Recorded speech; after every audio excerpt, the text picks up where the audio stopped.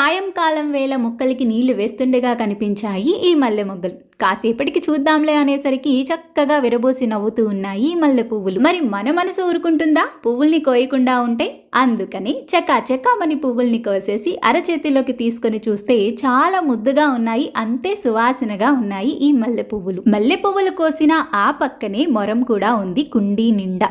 మరి కొంచెం మొరాన్ని కూడా తెంపుకొని ఈ మల్లె పువ్వుల్ని ఈ మొరాన్ని కలిపి ఒక చక్కని మల్లెమాలలా తయారు చేసేసింది మా అమ్మ. మీకు తెలుసా, పువ్వులు ఏవైనా కూడా కోరుకునే కోరిక ఒక్కటి. అందమైన ఆడపిల్ల జడకొప్పులో అలంకరణగా మారడం కన్నా దేవుని పాదాల చెంత తన జీవితాన్ని ముగించడమే కోరుకుంటుందండి. మరి అంత ముద్దు ముద్దు మల్లె పువ్వుల కోరికని తప్పకుండా తీర్చాలి కదా. అందుకని ఇంత అందమైన మల్లెమాలని మా ఇంట్లో ఉండే శ్రీ నీలాంపాటి లక్ష్మీ అమ్మవారి పట్టానికి అలంకరణగా వేసేసాను.